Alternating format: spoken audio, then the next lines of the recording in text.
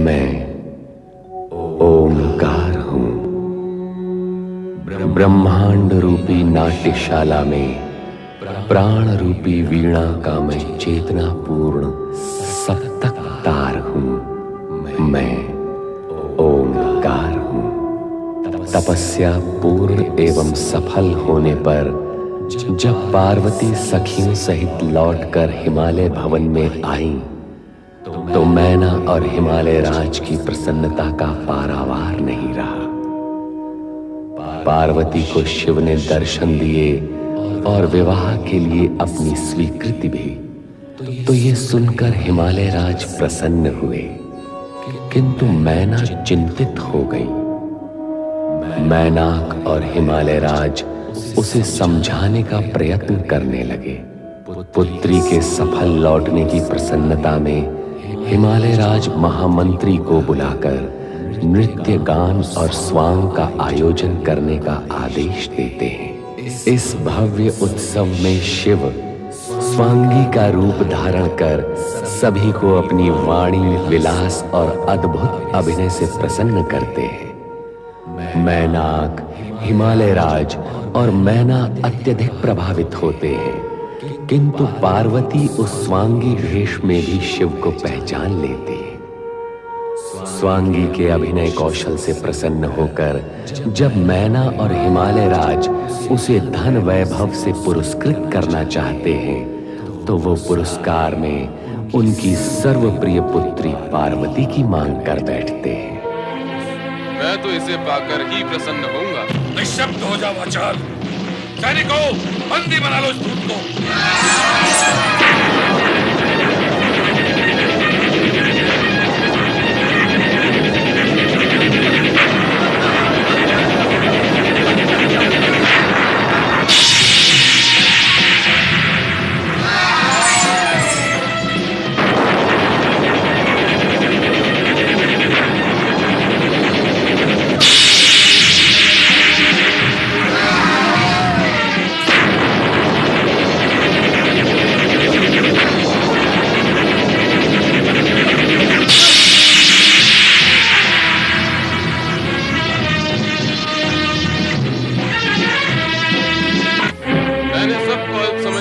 दृश्य कर दिया है।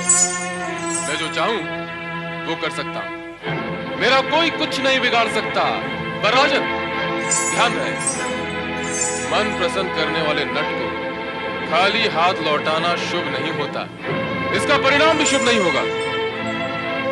पुनः विचार कर ले हिमालय राज। विचार हो चुका। तुम्हें मृत्युदंड मिलेगा। मैं तुम्हें जाने नहीं दूंगा।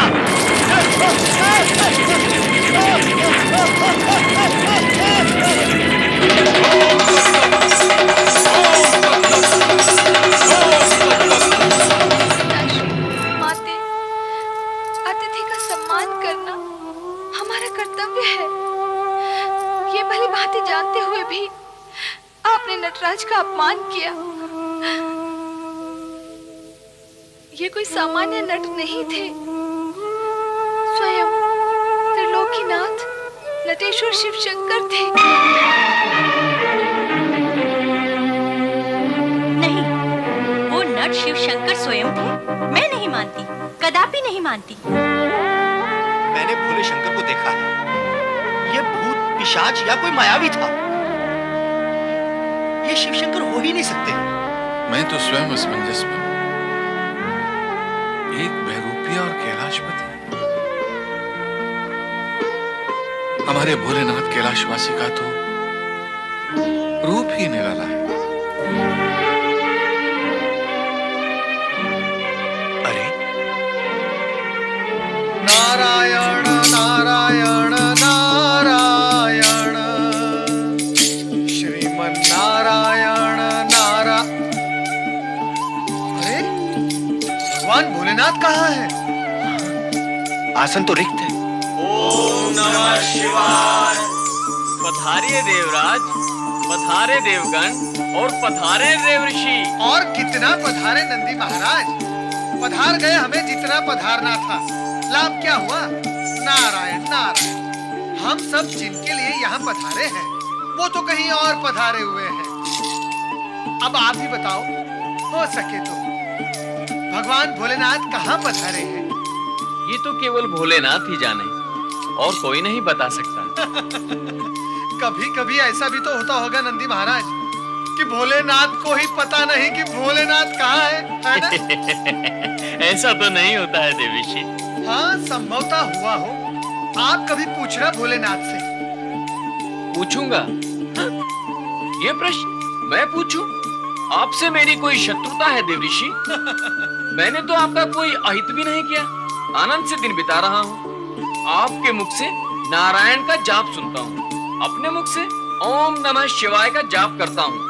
ये सब आपसे क्या देखा नहीं जाता? अच्छा नंदी, ये तो बताओ कि देवेश्वर गए कब हैं और लौटेंगे कब? क्या बताएं? एकाएक भोलेनाथ अदृश्य हो गए।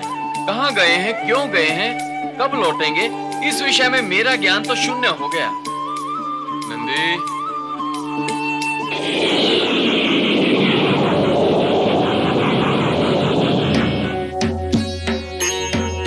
नंदी, तुम हमारे साथ रहकर भी हमारे स्वभाव से परिचित नहीं हो। हम तो सदैव यहीं रहते हैं, कभी कहीं नहीं जाते।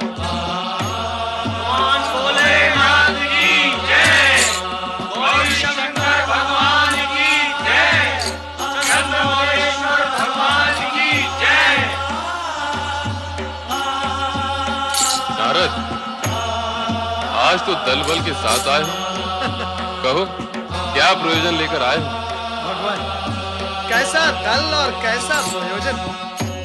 नारद, तुम्हारे होठों की फैलती मुस्कुराहट बता रही कि अब तुम्हारी लीलाओं का भी फैलाव अवश्य होगा। प्रभु स्मरण, चित्त प्रसन्नता, लोक कल्याण और होठों पर मुस्कान, यही तो जीवन है प्रभु नारद का।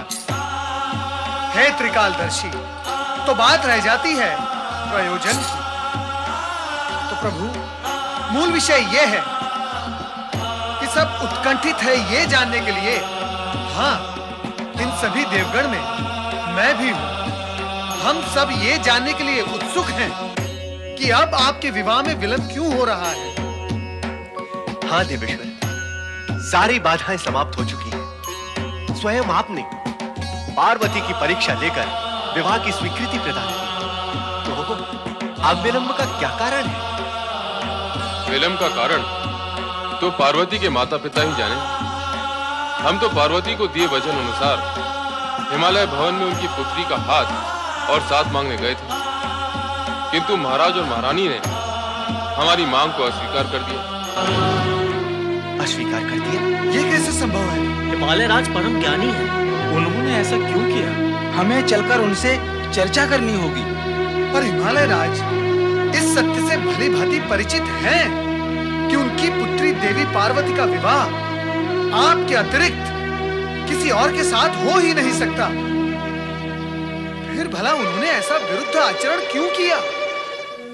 अब इस विषय में हम क्या कहें, ये तो वही जाने। पर हमने जो कुछ कहा वो अक्षरशः सत्य है। अब आप स्वयं विचार कर लें और जो करना है वो अवश्य करें। मैं तो हिमालय राज का जमाता बनने के लिए तत्पर हूं।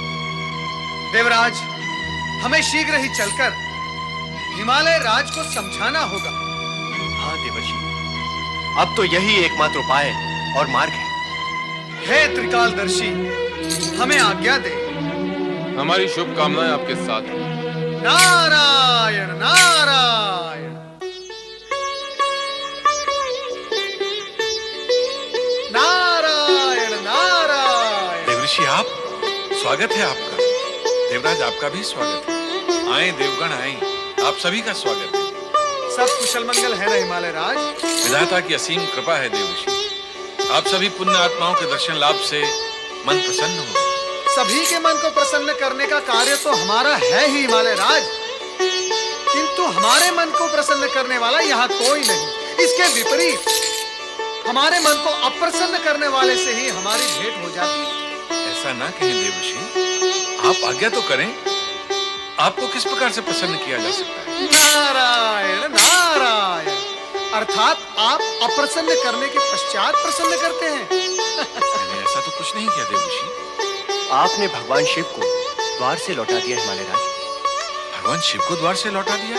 हाँ, ये आप क्या कह रहे हैं देवराज? देवराज इंद्र सत्य ही कह रहे हैं हिमालय राज। मैंने पहले ही भविष्यवाणी की थी, शिव पार्वती विवाह समीप आ रहा है। इसलिए भगवान शिव जब आपके द्वार पर आपकी पुत्री का हाथ मांगने हेतु आए थे, तो आपने उन्हें खाली हाथ लौटा दी। ये आपने उचित नहीं किया हिमालय राज।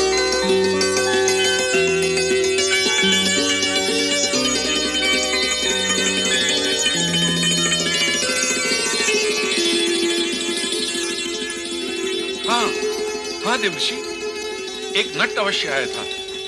वो कभी परमपिता ब्रह्मा का रूप धारण कर लेता था, तो कभी भगवान विष्णु का, और उसने शिव का रूप धारण कभी नहीं किया।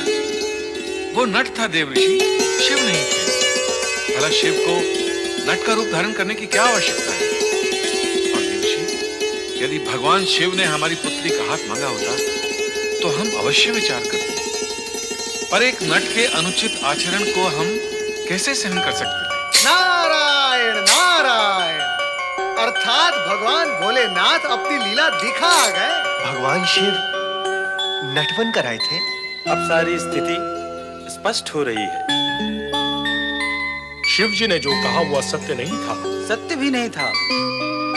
उन्होंने तो बताया ही नहीं कि वे यहाँ नट बनकर आए थे। उचित है, नट बनकर आए थे, परंतु आए तो थे। हिमालय राज, आप शिवलीलाएं नहीं समझ पाए, इसके लिए दोष किसे दे? यदि समझ जाते तो कुशल ही कुशल होता। परंतु देवर्षि, अब क्या होगा?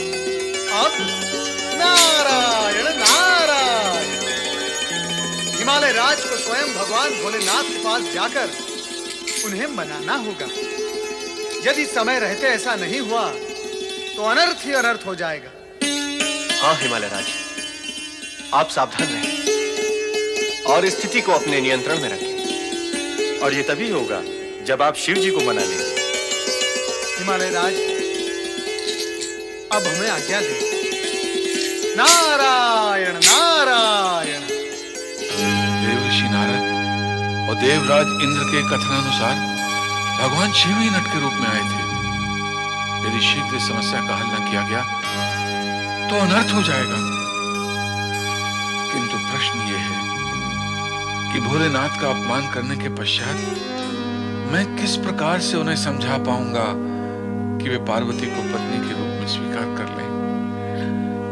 इस दुविधा का क्या हल हो सकता है? क्या हल हो सकता है? स्वामी, किस दुविधा में है?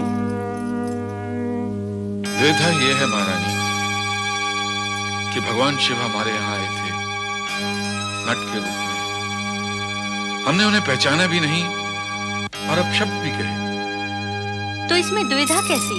यदि हम उन्हें पहचान नहीं सके तो इसमें हमारा क्या दोष है? है महारानी, है। भगवान शिव ने बार बार संकेत किया कि मैं शिव हूं, ब्रह्म भट्ट हूं, नटेश्वर हूं। जगत मुझे परमात्मा के रूप में जानता है। मेरे नाम लेने से पाप नष्ट हो जाते हैं। उन्होंने कैलाश पर्वत का भी वर्णन किया जहां वे निवास करते हैं। भक्तों में रम जाने वाला भी कहा अपने आप को, एक रूप वाला ओंकार भी कहा, पर हम फिर भी नहीं उन्हें पहचाने। सारा दोष हमारा ही है रानी। अब इस दोष का निवारण कैसे होगा? हमें शीघ्र ही पार्वती का विवाह भगवान शिव से करना होगा। पार्वती का विवाह शिव से? उस भभूतधारी, शमशान विहारी, सर्पधारी शिव से? रानी, एक ही भूल को दूसरी बार करने की भूल करोगी तो हमारा जीवन भी भूल बनकर रह जाएगा। विवाह की तैयारियां करो महारानी। किंतु परंतु की नैया कभी किसी किनारे नहीं लगती है मैना रानी। मैंने निश्चय कर लिया है कि पार्वती का विवाह भगवान शिव से ही होगा। दानवराज महाबली तारकासुर की जय। आओ गुप्तचर, हमें तुम पर गर्व है तुम नित नए समाचार और सूचनाएं लेकर आते हो। कहो, आज का समाचार लेकर आए हो? महाबली, आज का समाचार तो विशेष है ही, पर अशुभ भी है। गुप्तचर, इस सिंहासन पर बैठकर हमें अशुभ समाचार सुनने का अभ्यास हो चुका है। कहो, क्या कहते हो? हिमालय राज ने पार्वती का विवाह शिव के साथ करने का निश्चय कर लिया है। पार्वती, पार्वती, पार्वती! इसी पार्वती ने अपने तप की ज्वाला शक्ति से हमें स्वर्ग से बहिष्कृत किया और अपने चमत्कार से हमारे सेनापति और सैनिकों को जला डाला।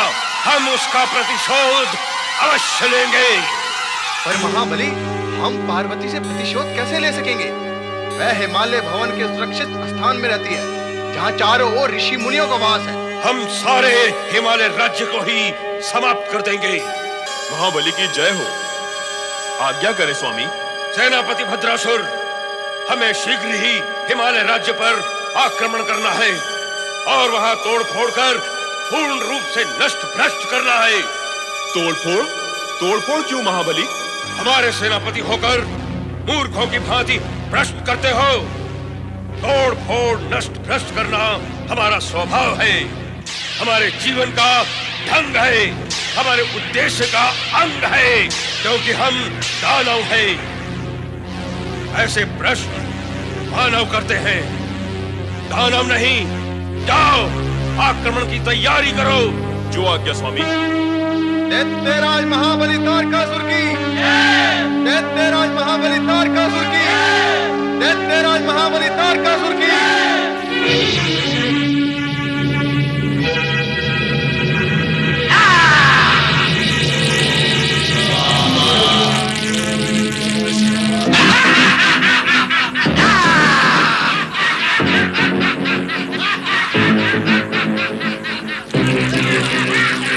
समाप्त कर दो इन सबको, कोई भी हो, ऋषि या मुनि, अंत कर दो इन सबका।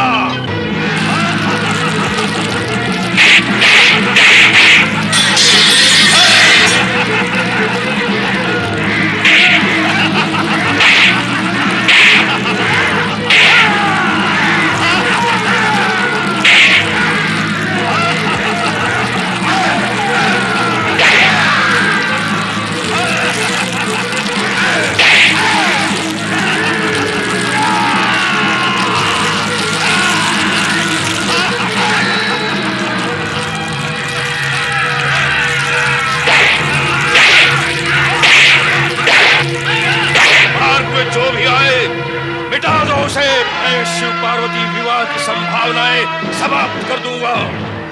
हमें अपने साथियों के वध का प्रतिशोध लेना है।